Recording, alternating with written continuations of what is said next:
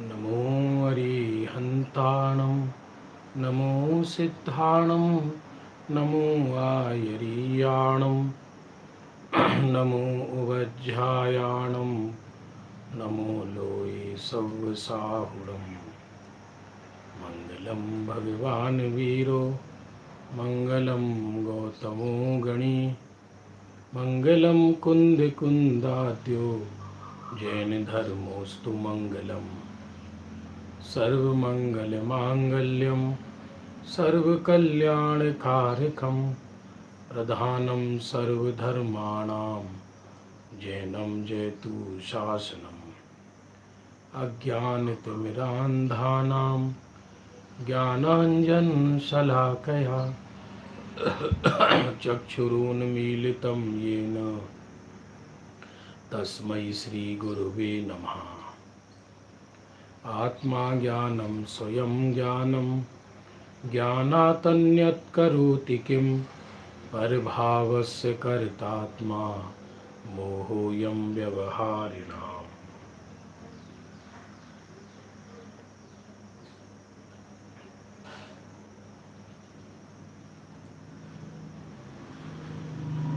बंधु, प्रातःकाल के स्वाध्याय का समय हो चुका है। द्रव्य दृष्टि प्रकाश अनुपम बोल हैं आत्मा पर दृष्टि ले जाने की।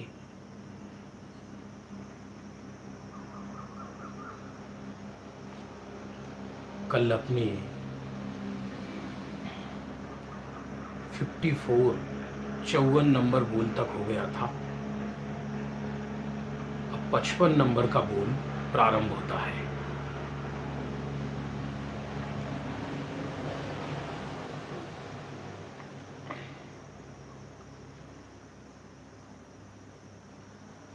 सम्यक दृष्टि को पेज नंबर 120 बोल नंबर 55। सम्यक दृष्टि को दुख का वेदन होता है, लेकिन अपने स्वभाव की अधिकता के वेदन में उस वेदन की गौणता हो जाती है। श्रद्धा में कोई दुख का वेदन नहीं होता। वेदन का काम सारा ज्ञान का है।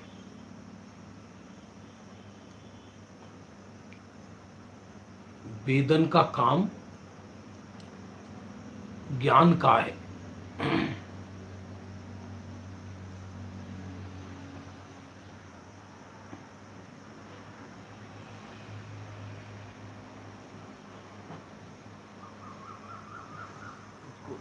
आज्ञा को पूछना आवाज पूरी आ रही है कि लोग क्या आवाज पूरी आ रही है बेटा?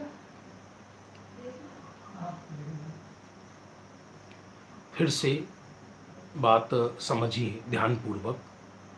आत्मा में एक सुख गुण है, तो जो सुख गुण है वो सुख गुण जितना जितना स्वभाव का आश्रय होता है उतना उतना उसमें सुख की निर्मल पर्याय आती है। लेकिन जानता ज्ञान है, इसलिए कि ज्ञान का वेदन कहा जाता है। सत्य बात को समझिए। इसलिए सम्यक दृष्टि को दुख का वेदन तो होता है, जितनी अस्थिरता है, जितना राग है, जितनी कषाय है, उसका वेदन होता है। संयोगों का वेदन नहीं होता, देह का वेदन नहीं होता। वेदन संयोगों का नहीं है, वेदन देह का नहीं है, बल्कि सत्य क्या है कि वो जितने अंश में कसाय शेष है वो कसाय ज्ञानी को दुख रूप एहसास होता है उसका। और लेकिन श्रद्धा तो आत्मा पे कब्जा किए बैठी है। आप ऐसा समझ लीजिए जैसे कोई करोड़पति अरबपति आदमी किसी झोपड़पट्टी वाले के यहाँ जाए एसी में से निकलकर गर्मी में, तो गर्मी का उसको वेदन तो है, लेकिन अंदर चिंता नहीं है, क्योंकि उसे मालूम है कि ये 2 क्षण की गर्मी है।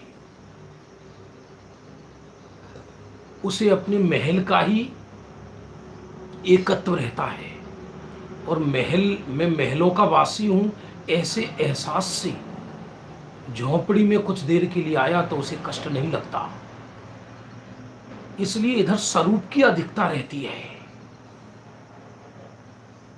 क्योंकि प्रतीति में तो प्रतिपल यही आभास रहता है, यही प्रतीति रहती है कि मैं शुद्धात्मा हूं, मैं शुद्धात्मा हूं। और एक अंश में विकार भी जा चुका है, अनंतानुबंधी कसाई भी जा चुकी है, इसलिए बीतरागता की शांति भी साथ में चलती है। इसलिए ज्ञानी को मिश्र धारा बहती है, मिश्र धारा। सुख का वेदन भी है और दुख का वेदन भी है, लेकिन ऊर्ध्वता सुख की है, ऊर्ध्वता स्वरूप की है। वो दुख का वेदन इतना हावी नहीं हो जाता कि वो स्वरूप को भूल जाए। आप कहोगे 2 धाराएं कैसे चल सकती है?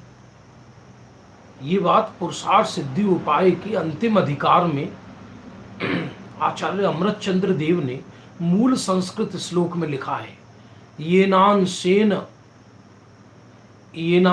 बीतरागा, माने येनान सेन शुद्धि, जितने अंश में जीव को कसाय गई है उतने अंश में वो बीतराग है और उतने अंश में सुखी है, और जितने अंश में कसाय शेष है उतने अंश में दुखी है, और एक ही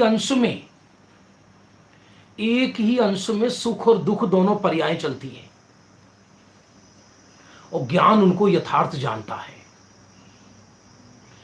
ज्ञान और सुख गुण का जब दोनों का अभेद निरूपण करते हैं तब यह कहा जाता है कि ज्ञान वेदन करता है, ज्ञान जानने का काम करता है। सुख हुआ दुख हुआ, इसको जानता कौन है?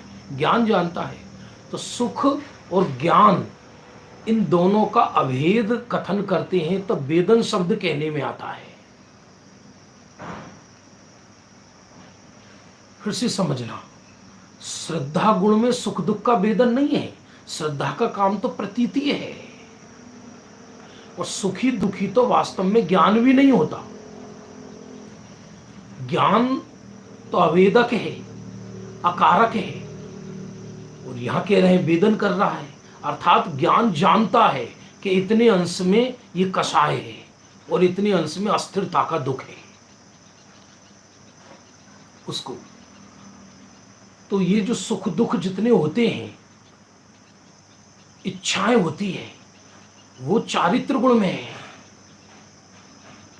और ये जो कहा जाता है कि 2 धाराएं जीव की बहती है, वो मुख्यतया चारित्र सुख गुण में है। मुख्यतया श्रद्धा में 2 धारा नहीं है, श्रद्धा में तो एक ही धारा है कि मैं भगवान आत्मा हूं, और ज्ञान में भी 2 धारा नहीं है कि ज्ञान और अज्ञान 2 धारा हूं। हाँ, पूर्णता अपूर्णता ये तो कहा जा सकता है, लेकिन जितना प्रगट ज्ञान है वो सब सम्यक ज्ञान है ज्ञानी का। अब जो चारित्र गुण है उसमें बीतराग धारा भी है और राग धारा भी है, और राग धारा का दुख का ज्ञान को निरंतर होता है। इसका नाम है कि ज्ञान उसका वेदन करता है। एक समय के चारित्र गुण की पर्याय में ऐसा नहीं है कि चारित्र गुण की 2 पर्याय होती हों, ऐसा नहीं है। एक सुख रूप पर्याय, एक दुख रूप पर्याय, एक राग रूप पर्याय, एक बीतराग रूप पर्याय। यदि 2 पर्याय हो तो चारित्र 2 गुण कहलाएंगे फिर। इसलिए एक ही गुण की एक ही पर्याय है, और उस एक पर्याय में 2 अंश हैं, बीतराग अंश भी है और राग अंश भी है, और दोनों साथ चलते हैं जब तक 10वां गुण स्थान है। 12वें में पूर्ण बीतराग हो जाता है, 13वें में अनंत बीतराग हो जाता है, और सिद्धों में अव्ययवाद रूप वीतरागत्व आ जाता है। फिर से समझना, बहुत समझने की बात है। चौथे गुण स्थान में आंशिक सुख है, पांचवें गुण स्थान में अर्ध सुख है, मुनिराज को पूर्ण सुख है, 12वें गुण स्थानवर्ती को यथाख्यात सुख है, 13वें 14वें गुण स्थानवर्ती को अनंत सुख है और सिद्धों को अव्ययवाद सुख है। ये सब पर्याय की तरफ से कथन है, पर श्रद्धा तो अपने को पूर्ण स्वीकार करती है उसी समय। वो ये सब श्रद्धा का विषय नहीं है। ये पूर्ण सुख अपूर्ण सुख ये ज्ञान का विवेक है। किसी को हो सकता है प्रश्न कि एक ही पर्याय में दो अंश कैसे होते हैं? देखो बताते कैसे होते हैं। उदाहरण है, पतीले में रखी हुई गरम चाशनी, अंगीठी पर रखी हुई गरम चाशनी, शक्कर की चाशनी, बताइए वो गरम है या मीठी है? कढ़ाई पर रखी हुई गरम चाशनी वो मीठी है या गरम है? मीठी भी है और गरम भी है। और जितना जितना गर्माहट खत्म होता जाएगा उतना उतना मीठे का आनंद आता जाएगा। संयोगों से तो कोई सुख दुख है ही नहीं। पर यहां सौगानी जी साहब क्या कहना चाहते हैं कि जो अपूर्णता माने कषाय का, ज्ञान की अपूर्णता का भी दुख ज्ञानी को नहीं होता। ध्यान देना, ज्ञानी को कभी ऐसा खेद नहीं होता कि मुझे पूर्ण ज्ञान कब होगा, मुझे अल्प ज्ञान क्यों है। क्योंकि जो प्रयोजन चौथे गुण स्थानवर्ती के ज्ञान ने साधा है वही प्रयोजन केवल ज्ञानी का ज्ञान साधता है। ज्ञान के सम्यकपने में क्या अंतर है? कोई अंतर नहीं है। इसलिए ज्ञान की अपूर्णता का दुख नहीं होता। हाँ, राग का दुख होता है ज्ञानी को, और उसका वेदन ज्ञान जानता है कि इतने अंश में ये राग है और ये दुख का कारण है और ये दुख स्वरूप है। लेकिन साथ में जो ज्ञान धारा बह रही है, श्रद्धा की प्रतीति बह रही है, उसकी ऊर्ध्वता इतनी है कि वो अल्प दुख गौण हो जाता है। ऐसा समझ लीजिए जैसे एक दुकानदार सुबह से भोजन नहीं किया उसने, और दुकान पे धड़ाधड़ ग्राहक आ रहे हैं और लाखों लाखों रुपए की नोटों की गड्डी आ रही है। उस समय कोई बच्चा आए, पापा भोजन कर लोगे? चुप रहो, फेंक दो भोजन को, तुम्हें भोजन की पड़ी है अभी। तो भूखा है तो भी भूख की ऊर्ध्वता नहीं है, भूख का वेदन नहीं हो रहा। उस नोटों के कारण जो सुख का एहसास होता है वो भूख भी भूल जाता है जी।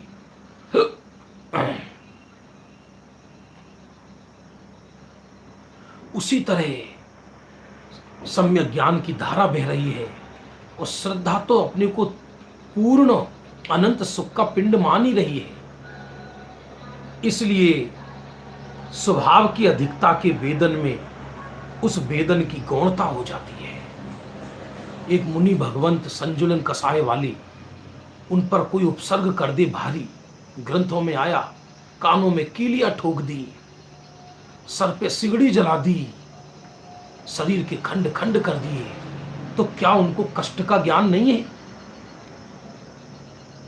यदि शुभोपयोग में है, छठे गुण स्थान में है, तो कष्ट का भी ज्ञान है। लेकिन वहां दो चीज है, कसाय चले जाने के कारण कष्ट का ज्यादा एहसास नहीं होता, और जितना होता है वो स्वभाव की ऊर्ध्वता में नगण्य के समान है, वो बंधन का कारण नहीं हो पाता, ज्ञान का मनोरंजन है। जैसे शेर के ऊपर चींटी रेंगती है, या शेर के ऊपर चूहा कूदे, या हाथी के ऊपर चूहा कूदे, तो हाथी पर कोई फर्क नहीं पड़ता। ऐसा है ज्ञान में शांति के वेदन के साथ साथ दुख का वेदन आता है, परंतु वह वेदन मुख्य नहीं होता। सौगानी जी ने एक जगह लिखा है कि ज्ञान के दो धर्म प्रसिद्ध हैं, एक जानने रूप और एक वेदन रूप। अरे ज्ञान की एक समय की पर्याय में अनंत अविभागी प्रतिच्छेद होते हैं। पर्याय स्वयं अंश है, लेकिन उस अंश में भी अंश अंशी की कल्पना की है आचार्यों ने, कल्पना नहीं की, यथार्थ है। एक पर्याय में भी अनंत अंश हैं।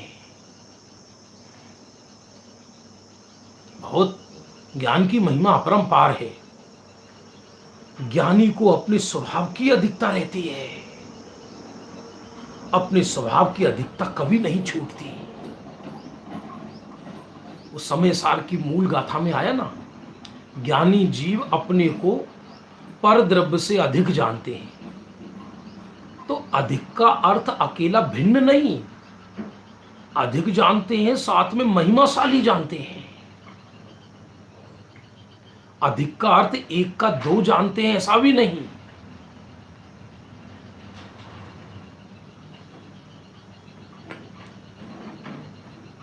और दो धारा ना हो यदि, चौथे गुण स्थान से लेकर 12वें तक दो धारा यदि ना हो, तो फिर तो चौथे गुण स्थान होते केवल ज्ञान होना चाहिए।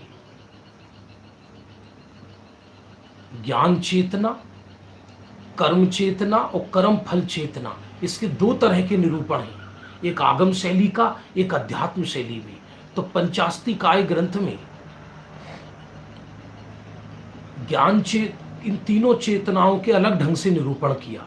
एक इंद्री को कहा कर्म फल चेतना, वो भोगता ही भोगता है दुखों को, और दो इंद्री से लेकर पंचेंद्री तक कर्म चेतना और कर्म फल चेतना दोनों ली, और अरहंत सिद्ध को ज्ञान चेतना ली। लेकिन ये पूर्णता की अपेक्षा चर्चा है। अब आध्यात्मिक शैली में यदि चर्चा करें तो मिथ्या दृष्टि कर्म चेतना और कर्म फल चेतना वाले। अरे सत्य तो ये है, मुझे मोक्ष जाना है, ऐसी मुझे मोक्ष जाना है, मुझे मोक्ष जाना है, ऐसी आकुलता भी कर्म चेतना की धारा है। धर्म के नाम पर जो अपने को व्यस्त करने की आदत है, ये भी कर्म चेतना है, डाइवर्जन है। पहले हम घर गृहस्थी में व्यस्त थे, अब मंदिरों में व्यस्त हो गए। पहले देह की एक्सरसाइज करते थे, अब मेंटली एक्सरसाइज करने लगे। समझना ध्यान पूर्वक बात को, डाइवर्जन है परिणामों का। लेकिन जब तक पर्याय मात्र से निर्भर ना हो, जो सिद्ध दशा में कृतकृत्य होगा वो अलग बात है। वर्तमान में कृतकृत्य समझ में आए, यदि पर्याय को इतना भी भार हो कि बस मुझे स्वरूप में जाना है, बस मुझे स्वरूप में जाना है, तो पर्याय अंदर नहीं आएगी, पर्याय जा ही नहीं सकती। पर्याय स्वयं के भार से भी निर्भर हो जाए तो स्वयमेव स्वरूप को विषय बना लेती है।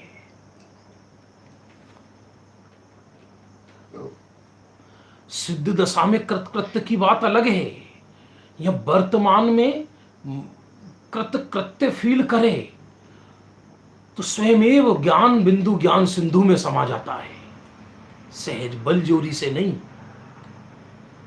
करोड़ों कोशिश कर ले कोई मोर नहीं नाच सकता लोगों के कहने पर, इसलिए आज तक कोई सर्कस वाला मोरों को नहीं पकड़ सका, क्योंकि मोर वो पक्षी है कि किसी सर्कस वाले से वो नृत्य नहीं कर सकता। दिखाओ जरा ताता थैया करके, कि नहीं दिखा सकता वो। और जो स्वयं अपनी मस्ती में हो, निर्भर हो, तो स्वयमेव नृत्य करता है। इसलिए पर्याय को इतना भी भार स्वीकार नहीं, ज्ञायक को इतना भी भार स्वीकार नहीं कि मैं मेरे को जानूं। यदि मुझे मेरे जानने में भी मेहनत करना पड़ा तो ज्ञान मेरा स्वभाव कहां कहलाया। स्वभाव में भी परिश्रम हो तो स्वभाव कहां रहा। स्वभाव तो उसे कहते कि जहां परिश्रम ना हो। सत्य तो ये जानने की इच्छा विभाव है और जानना स्वभाव है। इसलिए मैं स्वयं को जानूं ये इच्छा स्वयं के जानने में बाधक तत्व है। चरणानुयोग की शैली में प्राथमिक भूमिका में ये कहा जाता है, लेकिन जिस समय ज्ञान स्वरूप को विषय बनाता है निर्विकल्प दशा में, उस समय इस इच्छा से रहित होता है। ये संकल्प विकल्प नहीं होते उस समय जीव को कि मैं अब स्वरूप को विषय बना रहा हूं, अब मैं स्वरूप में जा रहा हूं। ये विषय, ये विकल्प नहीं होते। ज्ञान में शांति के वेदन के साथ साथ दुख का वेदन आता है, माने ज्ञान आता है, परंतु वह वेदन मुख्य नहीं होता। ज्ञानी को अपने स्वभाव की अधिकता रहती है, अपने स्वभाव की अधिकता कभी नहीं छूटती। श्रद्धा का बल चल रहा है ना, और श्रद्धा के बल के साथ साथ वीतराग धारा भी बह रही है परिणामों में प्रकट रूप से।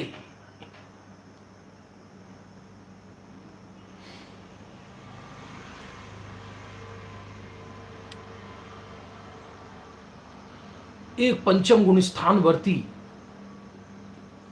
घर गृहस्थी में बाल बच्चों को खिला रहा है, और एक द्रव्यलिंगी आत्म ध्यान में लीन है। वो पंचम गुण स्थानवर्ती के वीतरागता की धारा बह रही है अर्ध, और वो द्रव्यलिंगी जो देखने में वीतरागी नजर आ रहे हैं बाहर से, उनके वो धारा प्रारंभ ही नहीं हुई अभी।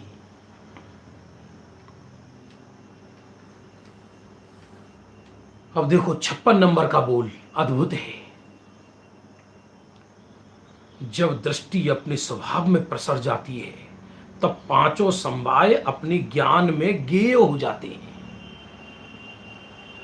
कुछ 5 समवाय एकत्रित थोड़ी करने पड़ते हैं, क्योंकि प्रत्येक पर्याय 5 समवाय पूर्वक होती है। पर ध्यान देना, मोक्ष मार्ग प्रकाशक में टोडरमल जी साहब ने 5 समवायों में पुरुषार्थ को मुख्य किया है, क्योंकि 4 समवाय में कुछ करना नहीं है हमको। स्वभाव में क्या करना है, काल में क्या करना है, निमित्त में क्या करना है, होनहार में क्या करना है, और पुरुषार्थ भी क्या कि बस परिणाम श्रद्धा ये स्वीकार करती है मैं ज्ञायक हूं, और ज्ञान ये जान लेता है कि मैं ज्ञायक हूं, पूर्ण परमात्मा हूं, मैं विश्व का सर्वोत्कृष्ट पदार्थ हूं। तो जिस समय ये स्वीकार किया, तो श्रद्धा ने स्वरूप को विषय बनाया, ज्ञान ने और चारित्र ने भी स्वरूप को विषय बनाया। तो जिस समय स्वरूप को विषय बनाया, खरेखर तो वही पर्याय पुरुषार्थ की है। उससे पूर्व की पर्यायों को पुरुषार्थ व्यवहार से कहा। अनंतर पूर्व क्षणवर्ती पर्याय को जो पुरुषार्थ कहा जाता है, वो व्यवहार से कहा जाता है। वो भी कब, जब कार्य की सिद्धि हो जाए तब। एक पिता ने अपने पुत्र को दुकान दी और उसमें 50 लाख का माल भरवाया, और लड़का इतना मेहनती था कि सुबह 10 की स्थान पर 8 बजे दुकान पर पहुंच जाता था, और रात को 10 बजे ही आता था दुकान से हिसाब किताब करके। माता पिता चौड़े हुए जा रहे हैं, बहुत मेहनती है साहब, बहुत मेहनती है। और 1 साल बाद ऑडिट हुआ तो पूंजी आधी रह गई। पूंजी आधी रह गई तो बताओ मेहनती है या मूर्ख है? वो श्रम किस काम का जब पूंजी आधी रह गई? हम उसको श्रम कहेंगे क्या? उस श्रम की पूजन करेंगे क्या? तो वो मेंटली एक्सरसाइज किस काम की कि जिसमें हमारे ज्ञायक ही हाथ में नहीं आया? उसको हम परिश्रम कहेंगे क्या? उसको हम आराधना कहेंगे क्या? और कोई पराई वस्तु हाथ में नहीं आई होती तो कोई बात नहीं थी, क्योंकि वो पराई थी। हम ही हमारे हाथ में नहीं आई तो इसको कैसी आराधना कहेंगे? 15 दिन से विवाह की तैयारी हो रही थी, गीत गाए जा रहे थे, बैंड बज रहे थे, बन्ना बन्नी गाए जा रहे थे, लोग जिमने आ रहे थे, और अंतिम समय दूल्हा वापस आ गया। दुल्हन नहीं मिली उसको, स्वीकार नहीं किया उसने, तो विवाह कहलाएगा क्या? सारी रात व्यक्ति ने नाव चलाई, वहीं का वहीं, रस्सी नहीं खोली नाव की, पर मेहनत कहलाएगी या मूर्खता कहलाएगी? ये लिखा इसमें। इसलिए जब दृष्टि स्वरूप में चली गई तो पांचों समवाय स्वयमेव हो जाते हैं, पांचों समवाय इकट्ठे नहीं करने पड़ते। देखो थोड़ी चर्चा करते स्वभाव, तो स्वभाव तो त्रिकाल स्वीकार है, यहां आत्मा के स्वभाव की बात चल रही है। अब जो पर्याय, यद्यपि पुरुषार्थ वीर्य गुण की पर्याय का नाम है, तथापि फिर से सुनना, तथापि वीर्य गुण की पर्याय में पुरुषार्थ जो होता है वो बुद्धिपूर्वक ज्ञान के ही प्रयास से होता है, उसमें कुछ नहीं करना पड़ता। जब ज्ञान यथार्थ स्वीकार करता है तो ऑटोमेटिक वीर्य गुण की पर्याय निर्मल होने लगती है। प्रश्न पूछा है कि सिद्धों में पांचों समवाय कैसे घटित होते हैं? सिद्ध भगवान ज्ञान स्वभावी, वो तो स्वभाव हुआ, और प्रति समय अनंत गुणों की पर्याय निर्मल रूप से अंतर्मुखी होकर प्रवर्तती है निरंतर अनंत काल के लिए, ये उनका पुरुषार्थ है। अथवा प्रत्येक निर्मल पर्याय में एक ऊर्जा खर्च होती है ऑटोमेटिक, वो पुरुषार्थ है उनका, क्षायिक पुरुषार्थ, और वो कार्य अपने समय में ही होता है, वो काल लब्धि है। और प्रत्येक समय उनकी होनहारी ये है कि सिद्धत्व भी होगा, सिद्धत्व भी होगा, ये उनका होनहार है। और निमित्त भूतपूर्व नैसे निमित्त कहने में आता है, क्षायिक भाव कहने में आता है ना, तो पूर्व में कर्मों का क्षय हुआ, इसलिए नैमित्तिक दृष्टि से देखें तो सारे परिणाम क्षायिक भाव कहलाते हैं। इस तरह पांच समवाय घटित हो जाते हैं। लेकिन सिद्ध भगवान की जितनी भी पर्याय हैं, चाहे अर्थ पर्याय या व्यंजन पर्याय, वो स्वभाव पर्याय कहलाती है। स्वभाव अर्थ पर्याय और स्वभाव व्यंजन पर्याय, वो ग्रंथों में वर्णन आया, जो बिना निमित्त के हो वो स्वभाव अर्थ और स्वभाव व्यंजन पर्याय कहलाती है। अलग अलग विवक्षाएं हैं। पांच समवाय जबरदस्ती लाने नहीं पड़ती, कोई आत्म कल्याण के लिए पांच समवाय इकट्ठा करे, संभव नहीं है।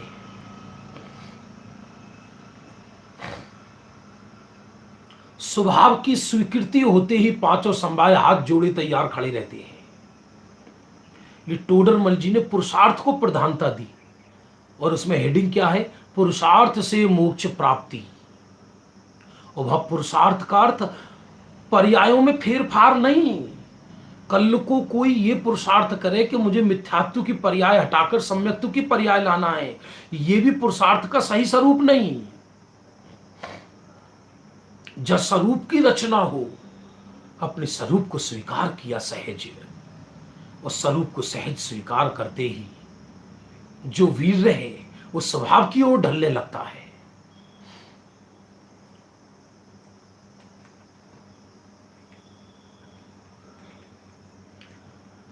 (57) नंबर का बोल। अज्ञानी उत्पाद वे के साथ साथ चलता जाता है, परंतु ज्ञानी ने नित्य में अपना अस्तित्व स्थापित किया है, अतः वह उत्पाद वे के साथ नहीं चला जाता, किंतु उत्पाद वे को जान लेता है। ट्रेन में जाते हैं हम, ट्रेन में बैठे रहते हैं, और उस समय दृश्य निकल जाते हैं, लेकिन हमें दृश्यों से अट्रैक्शन नहीं होता। फिर से प्रश्न पूछा है, पुरुषार्थ समझाइए अगेन। सुनिए क्या कहते हैं। सारे गुणों में वैसे पुरुषार्थ गुण वीर्य नाम का एक गुण है, और उसकी पर्याय का नाम पुरुषार्थ है। फिर भी जितनी निर्मल पर्याय होती हैं प्रत्येक गुण की, उन प्रत्येक निर्मल पर्यायों में वीर्य गुण की पर्याय जिसे पुरुषार्थ कहते हैं, वो पर्याय उन सब निर्मल गुण की पर्यायों में निमित्त होती है। तो वास्तव में सारे गुणों में निर्मलता लाने के लिए उनमें कुछ नहीं करना पड़ता, यहां तक कि वीर्य गुण में भी पुरुषार्थ नहीं करना पड़ता, श्रद्धा में भी पुरुषार्थ नहीं करना पड़ता, चारित्र में भी पुरुषार्थ नहीं करना पड़ता। बस ज्ञान सहज ये स्वीकार करता है मैं त्रिकाल चैतन्य परमात्मा हूं, त्रिकाल चैतन्य परमात्मा हूं, ये स्वीकार किया। और वो भी ऐसा नहीं ऊपरी, इदम एव इत्थम एव नाचा अन्यथा, तत्व यही है, ऐसा ही है, अन्यथा नहीं है। माने अनुभव जैसा यथार्थ, अनुभव नहीं हुआ पर अनुभव जैसा यथार्थ यही है।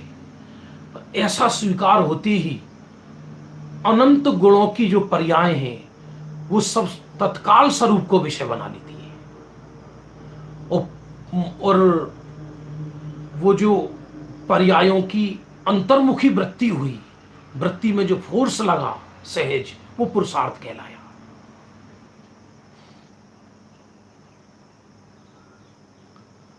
चलने का नाम पुरुषार्थ है, लेकिन कहां चले कहां ना चले ये तो ज्ञान ही बताएगा ना। परिश्रम की क्या कीमत है यदि परिश्रम की क्या कीमत है यदि सही दिशा ना हो तो? बहुत बढ़िया प्रश्न है। बेकारी भावों में भी वीर्य गुण निमित्त होता है क्या? वीर्य गुण की विपरीत पर्याय निमित्त होती है, वीर्य गुण की विपरीत पर्याय निमित्त होती है उसमें, क्योंकि कोई भी पर्याय बिना पुरुषार्थ पूर्वक तो होती ही नहीं, चाहे विपरीत पुरुषार्थ हो चाहे सम्यक पुरुषार्थ हो। ये नियम है। पुरस्कार मिलेगा वो भी मेहनत से मिलता है, और कोई जेल जाएगा व्यक्ति तो हुई खोटे कार्य तो किया उसने।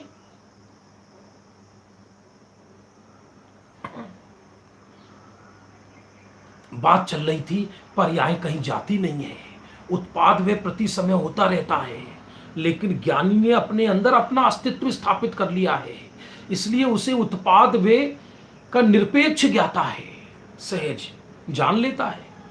ये उत्पाद हो गया, ये व्यय हो गया, ये पर्याय नहीं आ गई, ये चली गई, लेकिन अपने चैतन्य दल में स्थापित रहता है। ज्ञानी को ज्ञान बढ़ाने की भी इच्छा नहीं होती, ज्ञानी को ये इच्छा भी नहीं होती कि मुझे केवल ज्ञान हो जाए। भावना रूप में कहना अलग बात है। जो स्वरूप में अतृप्त हो, जो किसी चीज किसी भविष्य की ओर लक्ष्य लगाए भी बैठा हो, वो वर्तमान में स्वरूप में तृप्त कैसे होगा? आप जानते 22 परिचय में एक अज्ञान परिचय है, 22 परिचय के अंदर। और अज्ञान परिचय का अर्थ क्या है बताओ आप? अज्ञान परिचय जय, मुनि भगवंत 22 परिचयों को जय करते हैं ना, तो वहां अज्ञान का अर्थ मिथ्या ज्ञान नहीं है। अर्थ क्या लिखा वहां? हजारों लाखों वर्ष मुनिराज को तप करते करते हो गई, लेकिन पर्याय में कोई विशिष्ट ज्ञान पैदा नहीं हुआ, अवधि ज्ञान पैदा नहीं हुआ, मन पर्य ज्ञान पैदा नहीं हुआ, केवल ज्ञान पैदा नहीं हुआ, कोई रिद्धि पैदा नहीं हुई, उपदेश देना भी नहीं आता, तो मुनिराज को उस अज्ञान का खेद नहीं होता।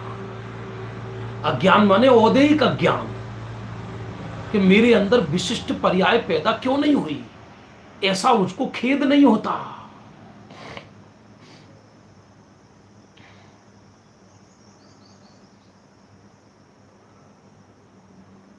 ध्यान देना, यदि अपूर्ण ज्ञान को ही देख देख कर जीव खेद करता रहे तो पूर्ण ज्ञान स्वरूप उसने स्वीकार नहीं किया, ये सीधा इसका अर्थ है। यदि उसे पूर्ण अपना ज्ञान सिंधु नजर में आ गया होता तो पर्यायों का खेद भी नहीं होता, पर्यायों का हर्ष भी नहीं होता। उत्पाद वे आते चले जाते हैं, ज्ञानी उनका ज्ञाता है, पर अपना अस्तित्व वो त्रिकाली में स्थापित कर चुके हैं।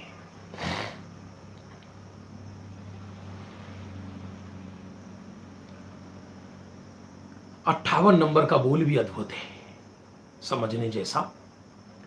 ज्ञान की पर्याय आती है अंदर से, परंतु अज्ञानी को बाहर का लक्ष्य होने से ऐसा दिखता है कि मानो पर्याय बाहर से आती है। सत्य तो यह है कि इंद्रिय ज्ञान कोई ज्ञान ही नहीं होता। इंद्रिय ज्ञान भी अतीन्द्रिय ही होता है। ये तो सिद्धांतिक कथन, क्योंकि इंद्रिय ज्ञान ने स्वरूप को विषय नहीं बनाया, इसलिए विवक्षा भेद से इंद्रिय ज्ञान को जड़ कहा, वो विवक्षा अलग है। लेकिन इंद्रिय ज्ञान भी इंद्रियों से नहीं आता, पर से नहीं आता। कोई व्यक्ति दृश्य देख रहा है तो वो जो ज्ञान आ रहा है वो दृश्य में से नहीं आ रहा, इंद्रियों से भी नहीं आ रहा। हम आंखों से नहीं देखते हैं। आपको क्या कह रहे, फिर आंख बंद कर ली तो दिखाई नहीं दे रहा ना वो दृश्य, कि भले ही दिखाई नहीं दे रहा तो भी आंखों से नहीं देख रहे। उदाहरण सुनिए, जैसे हम खिड़की में बैठे हैं तो खिड़की से बाहर का दृश्य देख रहे हैं, तो खिड़की देख रही है या खिड़की में बैठा पुरुष देख रहा है? आप कहोगे पुरुष देख रहा है। तो खिड़की बंद कर दो तो बाहर का दृश्य नजर नहीं आता। तो इसका अर्थ क्या हुआ, खिड़की खुली भी रहनी चाहिए और खिड़की नहीं देखेगी, पुरुष देखेगा। उसी तरह संसार के छह उपसम ज्ञान में और इंद्रियों में निमित्त नैमित्तिक संबंध है। तो हमको ऐसा लगता है कि इंद्रियां देख जान रही हैं, इंद्रियों के देखने जानने का कोई संबंध नहीं है। यहां तक कि इंद्रिय ज्ञान भी इंद्रियों से नहीं आता, पर से नहीं आता। तो अतीन्द्रिय ज्ञान तो पर से कैसे आएगा? ज्ञान की पर्याय आती अंदर से है, परंतु बाहर का लक्ष्य होने से ऐसा दिखता है कि मानो पर्याय बाहर से आती हो। आपको प्रश्न उठना चाहिए, आप तो अभी ये कह रहे थे कई दिन पहले कि पर्याय ना अंदर से आती ना बाहर से आती, अपने सटकारक से आती है। वो विषय जुदा है, वो विषय जुदा है एकदम। सत्य समझना बंधु, वो विषय एकदम जुदा है। क्योंकि पर्याय अंदर से आए तो द्रव्य पर्याय का उत्पादक कहलाएगा, और पर्याय यदि बाहर से आए तो जड़ में से पर्याय आएगी क्या? बाहर से। लेकिन चूंकि बाहर से नहीं आती, ज्ञान के बाह्य साधनों से नहीं आती, इंद्रियों से नहीं आती, जिस क्षेत्र में परमात्मा स्वयं ज्ञायक है उसी क्षेत्र में अपने कारण से खड़ी होती है, इसलिए व्यवहार से कहा गया कि पर्याय अंदर से आती है। सत्य तो यह है, ना अंदर से आती है ना अंदर जाती है। ये बहुत शांतिपूर्वक ज्ञान गोष्ठी के विषय हैं, अद्भुत सूक्ष्म विषय है। लेकिन यहां चूंकि ज्ञान की व्यवस्था चल रही है, ज्ञान को समझाने की बात चल रही है, तो ज्ञान की पर्याय आती अंदर से है।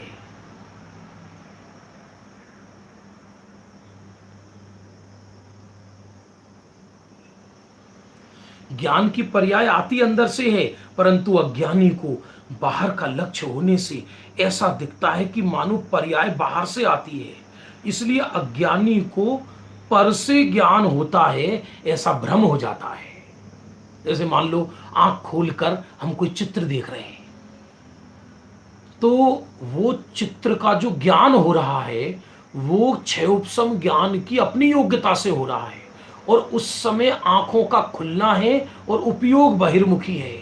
तो हमको ही भ्रम हो गया कि चित्र को देखकर चित्र का ज्ञान हुआ। ऐसा नहीं है। न्याय ग्रंथों में, जैन दर्शन के न्याय ग्रंथों में ज्ञान को प्रकाशजन्य भी नहीं कहा, अर्थजन्य भी नहीं कहा। माने ज्ञान अर्थ से पैदा नहीं होता, ज्ञान प्रकाश से पैदा नहीं होता। तो वहां कहा ज्ञान कैसे पैदा होता है कि अपने छह उपसम की योग्यता से स्वयं पैदा होता है, पर से निरपेक्ष होकर। लेकिन उस समय उपयोग बहिर्मुखी होने के कारण अज्ञानी को ऐसा लगता है कि ज्ञान पर से आया। इसलिए सारी जिंदगी वो ज्ञान करने के लिए बहिर्मुखी ही होता रहता है।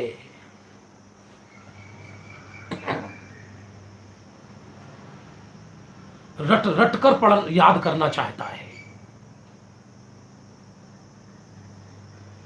जो विषय ज्ञान के विषय में है वो ही सुख के विषय में समझना। इंद्रिय सुख भी जो भ्रम रूप है वो इंद्रियों से नहीं आता, पर से नहीं आता। लड्डू खाया तो जो लड्डू में से सुख नहीं आया, पहली बात तो वो सुख नहीं है, सुख का भ्रम है, वो राग का स्वाद है, वो भी लड्डू में से नहीं आया।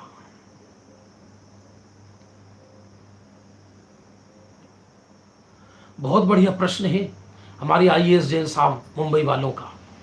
ज्ञान और वेदन में क्या फर्क है?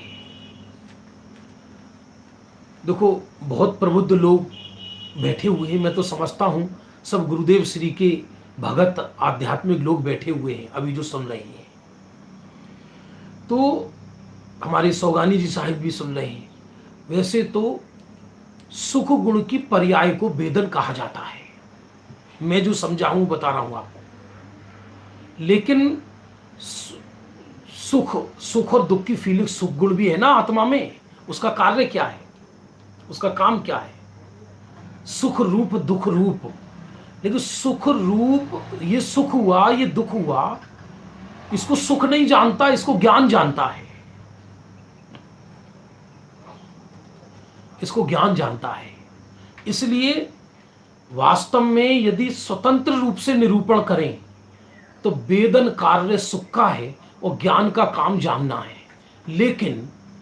लेकिन जब दोनों का अभेद निरूपण करें, दोनों का अभेद निरूपण करें ज्ञान और सुख का, तो ज्ञान का काम जानना और वेदन करना दोनों कहा जाता है। ज्ञान ने ये जाना, ये चीज है, ये अल्प पर्याय है, ये राग की पर्याय है,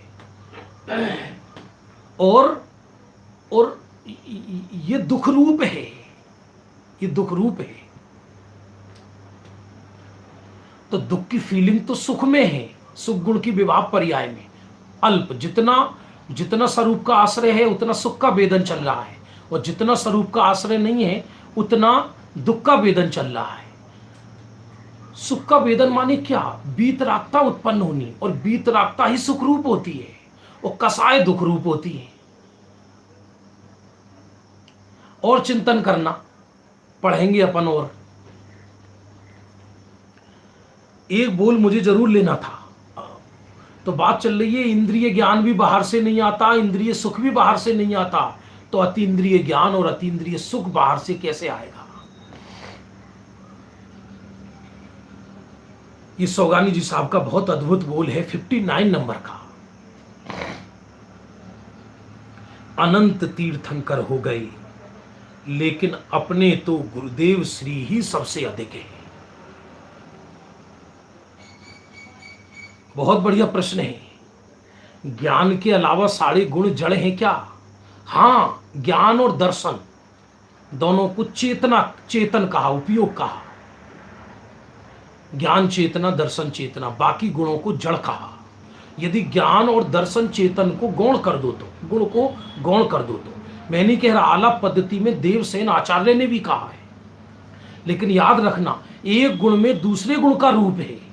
इस विवक्षा से ज्ञान तो ज्ञान रूप है ही, सुख भी ज्ञान रूप है, दर्शन भी ज्ञान रूप है, चारित्र भी ज्ञान रूप है, वीर्य भी ज्ञान रूप है। तो ज्ञान समस्त गुणों रूप हो जाता है। और याद रखना, अन्य गुण पर भी ज्ञान का आरोप हो सकता है। जैसे चारित्र ज्ञान रूप है, वैसे चारित्र भी ज्ञान भी चारित्र रूप है, ज्ञान भी वीर्य रूप है। एक गुण में दूसरे गुण सने हुए हैं। जैसे बूंदी का लड्डू होता है तो समस्त चाशनी में हो जाता है। तो कोई ये कहे कि अकेला चाशनी मीठी है या बेसन भी मीठा है, तो यदि स्वतंत्र निरूपण करेंगे तो ये कहा जाएगा कि चाशनी मीठी है, बेसन मीठा नहीं है। बेसन अलग पदार्थ है, चाशनी अलग पदार्थ है। लेकिन गुण और गुणी दोनों अभेद हैं, इस दृष्टि से देखें। और एक गुण में दूसरे गुण का रूप है, इस दृष्टि से देखें तो चाशनी भी बेसन में है और बेसन भी चाशनी में है।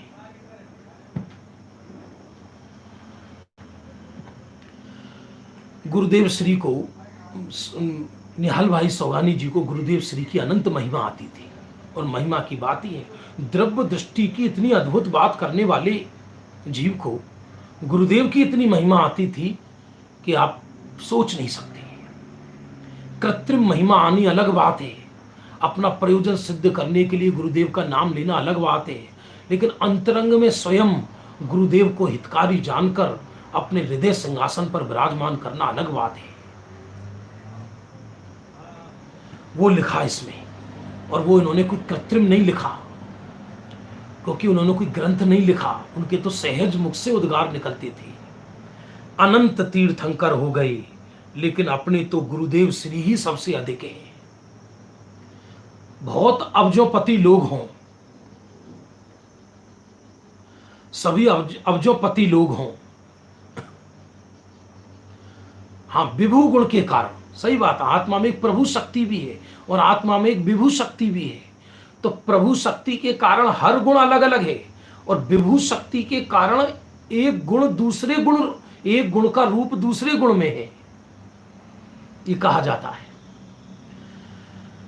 तो मान लीजिए मुझे कोई पैसे की आवश्यकता पड़ी किसी संकट के काल में, और उस समय मेरा सहयोग किसी अब्जोपति ने नहीं किया, किसी साधारण निर्धन ने मेरा, या साधारण व्यापारी ने, साधारण मित्र ने मेरी सहायता कर दी, तो मेरे लिए तो वो अब्जोपति से बढ़कर है ना। तो वर्तमान में तीर्थंकर तो है नहीं, हम किनके चरणों में जाएं? तो अपने तो गुरुदेव श्री ही सबसे अधिक हैं। जैसे कि अपने को धन की जरूरत हो और कोई लखपति अपनी जरूरत अनुसार धन दे देवे, तो वे अपने लिए तो अन्य करोड़पति से भी अधिक है। कभी कभी समुद्र प्यास नहीं बुझाता, कुआं प्यास बुझाता है। तो कुआं अपने लिए सर्वस्व हो गया। समुद्र में पानी अधिक जरूर है, लेकिन एक बूंद भी पीने योग्य नहीं है। हर जगह अधिकता उपकार का कारण नहीं होती, उसके लिए उदार चित्त चाहिए, दिल चाहिए।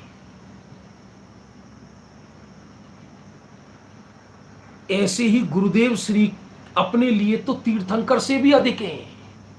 इसका अर्थ कोई सौगानी जी ये नहीं समझते थे क्या कि ये तीर्थंकर से, वो तीर्थंकर का भी स्वरूप जानते थे, गुरुदेव का भी स्वरूप जानते थे।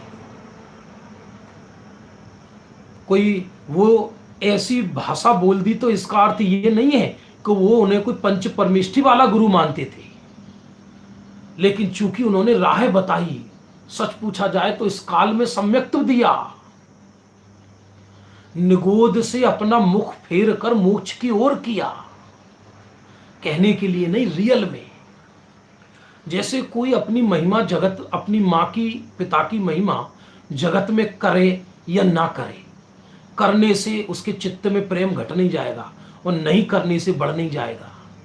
इसी बाहर में दिखाने से कुछ नहीं होता। कोई बहुत दिखाए तो महिमा जरा भी ना हो, कोई बिल्कुल ना दिखाए तो भी महिमा हो। ये तो रियलता की बात है। और यदि कृत्रिम महिमा करे बिना काम के, वैसे ही, और अंदर महिमा ना हो, और अंदर ये भाव हो कि भैया गुरुदेव का नाम नहीं लेंगे तो अपने को कौन पूछेगा, तो ये छल हो गया। अब कुंद ने अपने गुरु का नाम कहीं लिया ही नहीं है, सहज, और कई ग्रंथों में अपने गुरुओं का नाम लिया है। सहज महिमा है। तो सौगानी जी को गुरुदेव के प्रति सहज उपकार था, उपकार अंदर से भावना थी, और वो भी कृत्रिम नहीं, जबरदस्त थी। जिन लोगों ने उनको साक्षात देखा वो जानते हैं, हमने तो साक्षात देखा नहीं, हमें तो बहुत बाद में ये पुस्तकें मिली, ग्रंथ मिले। ऐसी गुरुदेव श्री अपने लिए तीर्थंकर से भी अधिक हैं। अपना हित तो इनसे हुआ है ना, अपना हित तो इनसे हुआ है। इसका अर्थ वो तीर्थंकर हो गए ऐसा भी नहीं कहना चाह रहे।